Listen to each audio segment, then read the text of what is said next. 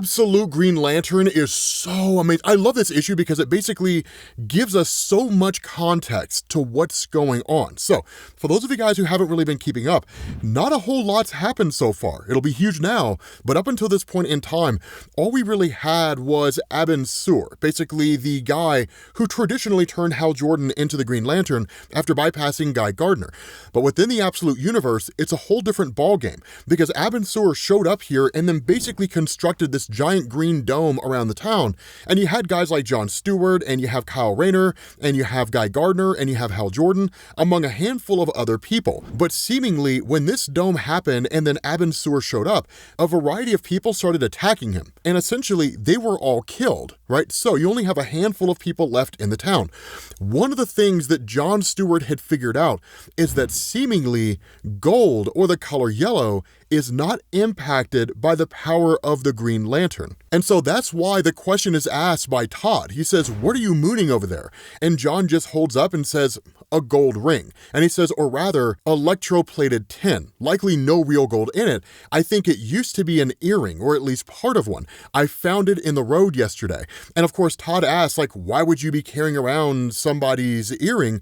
And he says, because of whose ear it was in. And of course, this catches Todd by surprise, but John says, our friend hit the green wall so hard, his head was pulped. His skin, blood, bone, nothing penetrated the shield. Nothing except for this. And he says, cheap fancy dress, costume, jewelry by any measure. Why did it make it through? What are the rules? What don't we know? And it frustrates the hell out of John because he grabs the earring and he throws it through the green dome. And that's where Todd's like, okay, how, right? Why is it that gold or yellow or what have you can pass through this dome, but nothing else can? Nothing gets through. No animals, no objects other than this gold earring. And the response of John, I don't know, but I'm going to know everything. And I think before anything else, I should talk to Hal Jordan. Now, one of the things to keep in mind here is that when all this initially popped off, Hal Jordan was not presented as the brave individual that we're used to from the main DC universe.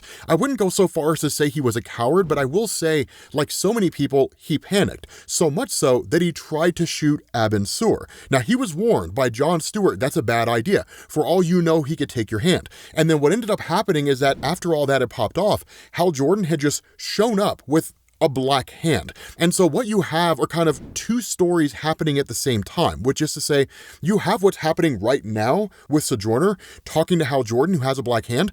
Everything else is effectively a flashback, right? And so that's what makes this so dope, is because in essence, Hal Jordan seems to be corrupted. We don't necessarily know a whole lot about it, but we will. We do know enough to know, though, that by wielding this black hand, he launches an attack against Sojourner, kind of against his will, and it seems to overwhelm her power of the Green Lantern, but not immediately, because what she starts to do is conjure the power through her ring. Now keep in mind, we don't know how she became a Green Lantern. We do not have an answer to that question. We will in this video, but we do not have one yet. And so because of that, she is able to basically conjure a hard-light construct by pushing the darkness away. She literally makes a giant fist, which is clearly a throwback to the old school pre-crisis Hal Jordan stories in DC Comics. But that's where Sojourner tells him, right? Like, get it under control. Get all of your crap under control, or I swear to God, I will do it for you. And Hal just asks, how are you doing this? How are you controlling this green light? And so again, jumping to this flashback, John has this conversation with Joe, where he basically starts asking her about the wedding ring. And he's like, I'm just wondering what it's made of, Joe. It's fine if you don't know. And of course, her response, I was the one who picked out the damn rings, John. It's solid gold. She wanted something cheaper. It was our first fight. So again, you kind of have a back and forth with these two. They clearly have history together, but John's like, look, I'm not really here to pick a fight, right? It's just, there's something that I want your eyes on. There's something that I want you to see. And so what ends up happening is that, again, with Hal Jordan here, that Hal Jordan brings this kind of gold blue devil, basically, right? He's like, behold the blue devil. Only he's not blue, because this is an all gold, basically Funko figure made to commemorate the 10th anniversary of a pretty forgettable Wayne Tarrant movie. 0 points of articulation, naturally. And he's like, I paid $8 for it. And so at that point, John's like, all right, let's put this to the test. Because Hal Jordan gives it to John and he shows them, right? He's like, I was hoping for a plastic sword or something like that, but this will definitely do. And he grabs it and sticks it through the barrier. And that's when the two of them realize, okay, gold or yellow can penetrate this thing. And even John notices something, right? Because the object is bigger, the effect on the barrier is stronger. And he says that, right? Interesting. Definitely a stronger reaction than last time. So what do we think? And it's just kind of like, are you serious? Right? Like, are you serious about this? They're really kind of caught in shock. They're just sort of flabbergasted by the fact that this is possible. And so Jo asked the question. She's like, this thing, this alien force field that totaled a speeding motorcycle right in front of us, you're telling us that it doesn't work on plastic. Now, this is a very important statement from John Stewart. He says, we need to stop applying the rules that we know to the unknown. Now, this is kind of a meta commentary to a degree, because as you guys are figuring out here over the course of this, a lot of the traditional rules when it comes to the Green Lantern mythos aren't necessarily in effect here. Some of that's because we're only 4 issues into Absolute Green Lantern, so not enough of the story has been told in order for us to fully understand the context of what's happening here. But the other reason why Al Ewing is essentially saying this is because we're in the Absolute Universe. This is a whole different ballgame, right? The rules that we're traditionally used to in the main DC universe may or may not apply here. And so John asked the question, have you ever heard of the Philosopher's Stone? Now, initially they haven't, right? And he says it's the central symbol of alchemy, the substance that turns base metal into gold. It can also heal wounds, prolong life, create a homunculus, restore Voldemort, light an ever-burning lamp. It's a symbol. It stands for enlightenment. What is base becomes gold through knowledge. So yes, Jo, cheap plastic can breach the barrier if it takes the form of gold. And I think that's a clue. And so she asked the question, what about actual gold? And here's a crazy thing about this. And he's just like, way ahead of you. And of course, John Stewart takes his grandmother's ring and he just throws it at the wall. And it's the question, let's just see what happens. And when actual gold hits the wall, it creates a substantial hole. So gold itself has a massive impact on the green wall. And seemingly the power of the Green Lantern, it has the ability to disrupt Green Lantern constructs. And so at that point, it's like, okay, cool. So let's see if everybody has gold. Let's get as much gold as we possibly can around the town. Real gold, right? Not fake plastic stuff, but real gold, which clearly means that some marriages are going to end, which is going to be a very interesting scenario for us to see. The problem is we don't get to see it because Abin Sur shows up here and he just says, John Stewart, judgment is in progress. And John Stewart is destroyed, incinerated on the spot. And he just says, John Stewart has been judged. And of course, this leads to Jo and Hal Jordan freaking out and attacking Abin Sur. Todd comes out with a shotgun. Todd fires off a shot. Of course, Abin Sur conjures a construct that block the bullets. And then he just says, judgment is in progress, Todd writes, be without fear. And Abin Sur takes off. But the death of John Stewart leaves Jo and Hal Jordan and Todd completely and totally emotionally devastated. Because at that point, it's just kind of like, okay, so we're basically in hell. We're locked inside this town. We cannot get out. The one person who had a clue to help us get out of this, he's gone now. So why in the world is this Abin Sur even doing all of this to us in the first place? Now, here's the cool thing. We finally start getting answers. Because what you do is you pick up again here in the present day with Hal and Jo. And the Black Hand basically speaks to Hal. It says, Hal Jordan, judgment was made, but penance can be offered. Now, of course, you get this kind of red response, right? Penance, you were right. You are right. You are always right. The truth is there for all to see. God is not a ring of light. God is a big black zero, the dark circle around everything. And inside the circle is a single black star, the black star, Hal. And so what we do is we pick up with this moment in the here and now with Sojourner and Hal Jordan in the present day. And basically Hal's response to her telling him he needs to get it together is no, right? I don't want to. Now, of course, Jo kind of responds with a bit of an apology and saying that she didn't necessarily mean it, but she says, you need to snap out of this. Stop letting this thing control you, this Black Hand or whatever it is. I do not want to hurt you. And the response of Hal, I wish you could, but it will not let you. So just go. Get out while you can. So what this shows here is that the Black Hand is intermittently possessing Hal Jordan. Now, it also demonstrates a measure of sentience in the sense that the Black Hand speaks to Hal Jordan. Now, that is kind of a rule that is still maintained from the Jeff Johns days, when you actually had Black Hand, who was kind of the harbinger of the rise of the Black Lantern Corps. basically a servant of Necron, the leader of the Black Lanterns. So you do kind of get these little moments here and there where the traditional mythos ties in. But then Hal Jordan is overtaken by the Black Hand when Joe says, look at what you did. So as you guys can probably tell, the Black Hand responds to anger. It responds to rage. Here's the other thing too. Look at Hal Jordan.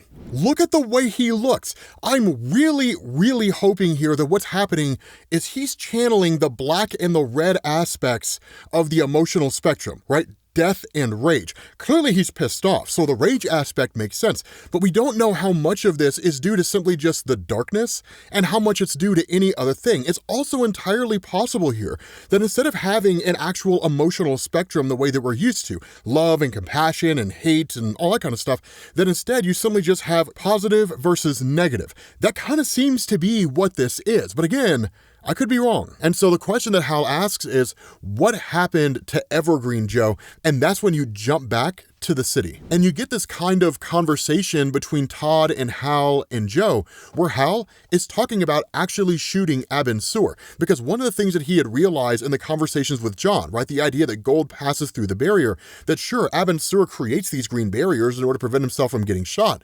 So what would happen if Hal Jordan made gold-plated bullets? They would pass through the barrier and they could take out Abin Sur. And so at that point, Joe asked the question, right, why are we the last ones? Out of a whole town, how many of nearly 3,000 people, why are the three of us the last ones? And she's like, I'll just go ask. So she walks outside of the building and starts calling the name of Abin Sur. And this is when the answers come into play, because Abin Sur appears to her and he says, Sojourner Merlane, be without fear. And she just asks, why? Right? Why did you kill all of them? And the response of Abin Sur, them all, I do not have understanding. And he says existence ended for Jason Simmons as an accident of the barrier and his relative speed when he crashed into it on his motorcycle. Existence ended for Rita Poswell as a considered judgment, as her chaotic action ended existence for Beatrice Coles. Continued chaotic action was unacceptable. So I destroyed her because she killed somebody else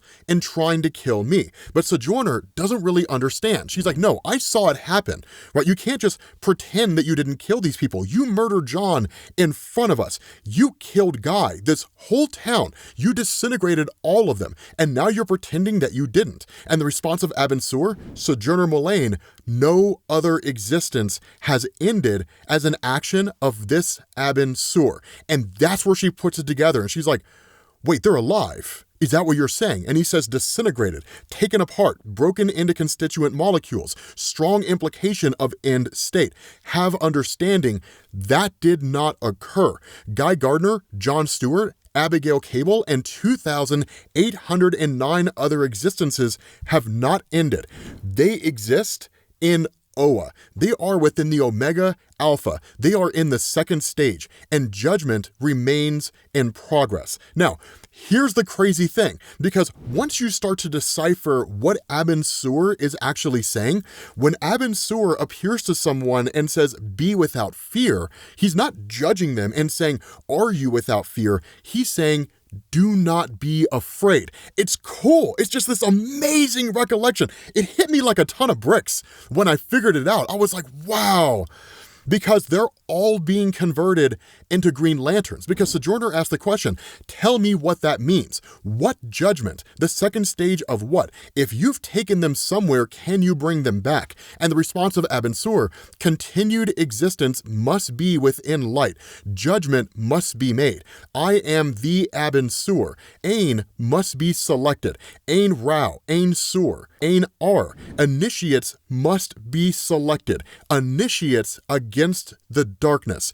Be without fear, Sojourner Mullane. Fear Cord. Fear the weaponers of Cord. And so it just kind of leaves her flabbergasted because he says, now you have understanding. Judgment is in progress. That's the crazy thing, because Abin Sur coming here, it's the traditional Green Lantern mythos reworked in a new way. Instead of Abin Sur arriving on Earth like he did in the main DC universe as a Green Lantern who was basically dying, sending his ring out for a new host, which initially was going to choose Guy Gardner and instead chose Hal Jordan, in the Absolute Universe, he shows up on this world, locks down the entire city and says, let's begin the process of figuring out which one of you are qualified to be a Green Lantern. Now, the way in which he does it is sketchy at best, right? Somebody barges into your home, locks the door, makes it impossible for you to escape, and then starts saying things like judgment in progress. Yeah, you're gonna think they have it out for you. You're gonna think they mean to kill you. But again, in a lot of ways, she's left with as many questions as she has answers, because you jump back to this present moment. And Hal asks the question, what happened then, Joe? What did you do? And Joe just says, once Abin Sur started to take off, you saw what happened. He was doing that thing that he always did. He went unsolid. He was going to become a ball of light and fly up to the sky and not answer anything. So I reached out instinctively, not thinking. I did not have understanding. And she says, I didn't grab him. I reached into him, into his unsolid form. My hand went into the green flame, and my wedding ring was solid gold, like the ring John threw, the one that tore a hole in Abin Sur's barrier. And now it was inside him. I was inside the light, and the light was inside of me. She basically took the power of the Green Lantern from him. She literally absorbed that power into herself and became the new Green Lantern that way. And that's why Abin Sur says chaotic action, right? This is an unpredictable act. You are not thinking when you're making this act. Anomaly. And then she just says, you know what happened after that. The barrier came down, the flame went out, and the giant Green Lantern symbol that was floating in the air smashed into the city and detonated like a nuclear bomb. And so at that point, you switch over to the aftermath of it all, and you have this guy, right, where he asks the question, is everyone already here? And they're like, yep, right, ground team found one survivor, sir. We suspect there are others. The Nevada police say one of their controlmen is missing, and at that point, the guy's like, look, don't bore me with the details, right? I love that we've got a human resource to work with. Ground team, I'll get a double H steak box in the mail. But when I ask a question, I need you to hear the question in the question. Do you understand what I'm asking? And so he's not asking, did you find anything in terms of, are there any survivors or anything like that? Did you find anything of use? And so he asked the question, let me make it a little clear.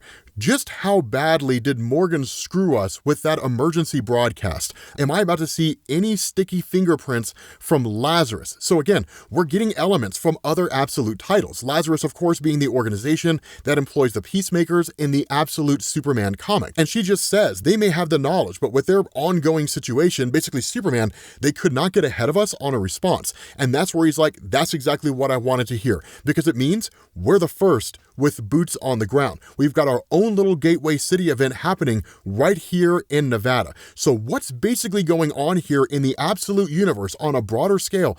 It's a race to hunt superheroes, those individuals that have powers. That's the bigger narrative and the bigger story that's being told. And all these organizations are trying to get their hands on these various levels of powers so they can use them for their own ends. The military is going after Absolute Wonder Woman. Lazarus is going after Absolute Superman. Absolute Joker is going after Absolute Batman. The Flash is being hunted down, and now it's the Green Lantern. So it's a phenomenal narrative. Can't wait until the first big event happens. But with that being said, guys, we're going to bring this video to an end. It is awesome to see that Absolute Hector Hammond is not just a giant head attached to a tiny body. It is kind of an iconic look, but it is cool to see that he's just a regular guy, but not for long. Anyway, guys, we're going to bring this video to an end. Thank you all for watching, and I will catch you all later. Peace.